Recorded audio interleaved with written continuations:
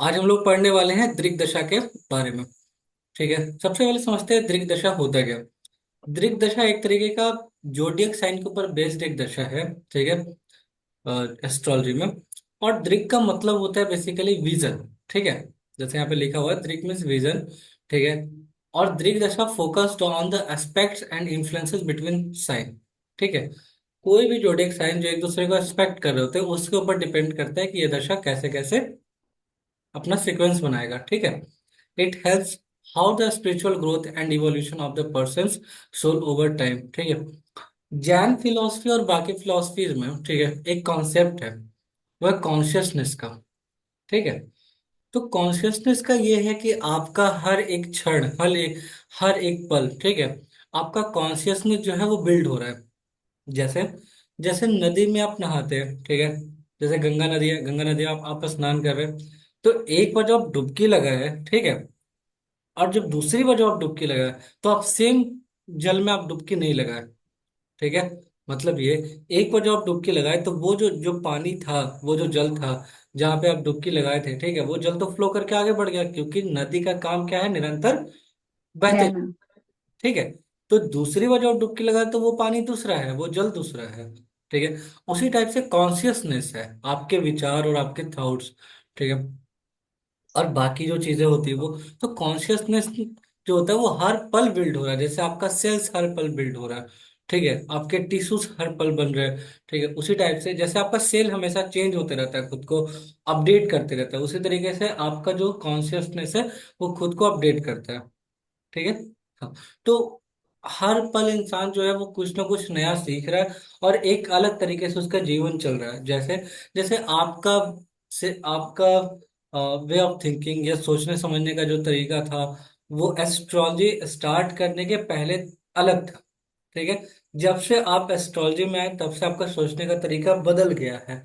धीरे धीरे ये चीजें बहुत हद तक चेंज होगा, बट थोड़ा थोड़ा चेंजेस आपको अभी अपने लाइफ में देखने को मिल रहा होगा। क्यों? क्योंकि कॉन्शियसनेस हर पल खुद को बदल रही है। ठीक है, it helps show the spiritual growth and evolution of a person soul over time. वक्त के साथ आपके जज्बात और बाकी चीजें बदलते हैं। ठीक है, सबसे पहले समझते ये है, यहाँ पे जो है स्टार्टिंग पॉइंट जो होगा वो इस तरीके से होगा कि जो दशा होता है, ठीक है, start from the ninth house of the horoscope. आपका जो नाइन्थ हाउस है वहां से आपका दशा स्टार्ट होता है। नाइन्थ हाउस से क्यों होता है? क्योंकि नाइन्थ हाउस ही धर्म का है। हम्म। ठीक है, इसके बाद समझते हैं ऑर्डर ऑफ दशा। ठीक, द फर्स्ट फोर दशा इंक्लूड द नाइन्थ हाउस, ठीक है, and the three sign it's aspect. ठीक है, तीन जोड़े साइन जो इसको एस्पेक्ट कर रहा होगा। जैसे देखिए, आप एक काम करिएगा, नोट करिएगा। ठीक है, आप ऐसे समझिए, रुकिए आपको चार्ट के थ्रू हम समझाते हैं, वो ज्यादा अच्छा रहेगा। हम दू- तीन तरीके का जोड़े साइन होता है। एक होता है मूवेबल, फिक्स्ड और ड्यूअल। ठीक है, हम्म। तो मूवेबल वाले फिक्स वाले को देख रहे होते हैं। ठीक है, मूवेबल वाले फिक्स वालों को देख रहे होते हैं। देख। ठीक है, और फिक्स वाले मूवेबल वालों को। ठीक है, लेकिन खुद जो बगल में जो जोड़े साइन है उसको नहीं देख रहे होते हैं। ठीक है, ये हो गया। अब क्या है, जैसे आपको एग्जांपल के साथ दिखाते हैं। और जो ड्यूअल जोड़े साइन होता है वो बिल्कुल एक दूसरे को ही देख रहे होते हैं, है ना, आपस में एक दूसरे को नजर डाले होते हैं। तो सबसे पहले हम लोग दशा में आएंगे, दृग दशा।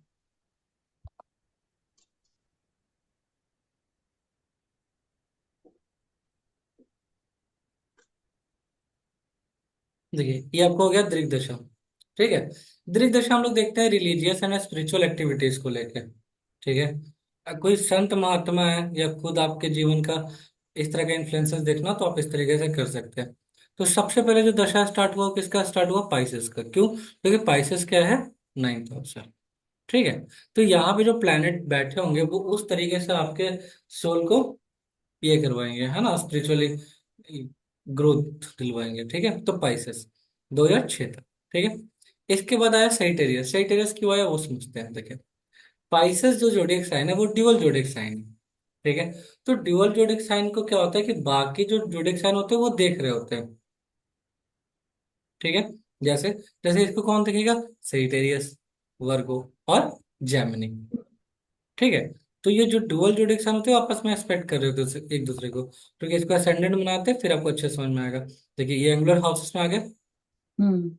आ गया ना। तो जैसे पाइसेस हम्म। को कौन देख रहा है, सेजिटेरियस। ठीक है। फिर कौन हम्म। देखेगा, वर्गो। फिर कौन देखेगा हम्म। आपका ये जेमिनी। जेमिनी। ठीक है। आप देखिए जेमिनी 2033 तक चलेगा। ठीक है। ओके। हाँ, ओके। आगे बढ़े। अब क्या है, ओ- ये जो जेमिनी है, ठीक है, जो कि आपका स्टार्ट हुआ है 2024 के 19 जे, जनवरी से। ठीक है। और 2033 तक चलेंगे। ठीक है। हाँ। अब इसके बाद फिर आप देखेंगे कि आपका स्टार्ट हो रहा है एरिस से। एरिस। ठीक है। क्लियर है। एरिस क्यों स्टार्ट हो रहा है, उसको समझते हैं। देखिए इसके ठीक बगल में आपका कौन है, ये बहुत ज्यादा मैटर करता है। ठीक है। तो जैसे पाइसेस है, तो पाइसेस के बगल में कौन था, एरीज। एक। हम्म। ठीक है। हम लोग असेंडेंट बनाते हैं। ठीक है। हम्म। एरीज हम्म। गुड। एरीज क्या है, 10th हाउस है। ठीक है। अब एरीज के बाद कौन स्टार्ट होगा, ये कैसे डिसाइड होगा, ये डिसाइड होगा कि एरीज जोडियक साइन कौन सा है। तो एरीज है आपका मूवेबल। हम्म। समझिएगा। एरीज क्या, हम्म। मूवेबल। ठीक मूवेबल। हाँ। है। तो इसके ऊपर एस्पेक्ट कौन डालेंगे, फिक्स जोडियक साइन वाला। फिक्स वाले। अब हम्म। फिक्स में एक है टॉरस जो कि बगल में बैठा हुआ है। हाँ, तो 2 5 9 8। उसका तो हाँ। एस्पेक्ट करता नहीं है। हम्म। ठीक है।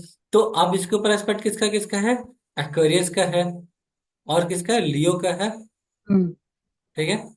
एक्वेरियस, हम्म। स्कॉर्पियो और लियो। लियो। 2 5 9 8 ना। हाँ, ठीक। हाँ ठीक है। क्योंकि एरीज के बाद किसका आएगा, एक्वेरियस का। इसके बाद हम्म। किसका आएगा, स्कॉर्पियो का। इसके बाद किसका आएगा, लियो का। हम्म। ठीक है। कंप्लीट हो गया। इसके ऊपर हम्म। फिक्स वाले लोग एस्पेक्ट किए। ठीक है। अब दशक किसका स्टार्ट हो गया जी, फिर हो गया टॉरस का स्टार्ट। ठीक है। हम्म। क्यों, क्योंकि टॉरस क्या है, आपका 9th हाउस से स्टार्ट हुआ, फिर 10th में गया, फिर 11th में गया। अब 11th हम्म। में आते हैं, कहा गया टॉरस। टॉरस से स्टार्ट करते हैं। ठीक है। अब जो टॉरस हम्म। है, इसको कौन एक्सपेक्ट करेगा, मूवेबल जोडिक साइन वाले लोग। क्योंकि हम्म। टॉरस क्या है, फिक्स्ड। तो मूवेबल कौन हो जाएगा, आपका एरिस। लेकिन एरिस क्या है, बगल में है। और हम्म। पड़ोसी कहीं भी बुरा नजर नहीं डालता है नहीं डालता। ना। ठीक। बुरा नजर या जैसा भी है ना, हम्म। नजर नहीं हम्म। डालता है। ठीक है। हम्म। हाँ। ओके। अब यहाँ पे क्या ओके। है, एरीज इसको नहीं एक्सपेक्ट करेंगे, इसको कौन करेगा एक्सपेक्ट, इसको एक्सपेक्ट करेगा एक्वेरियस। हम्म। ठीक है।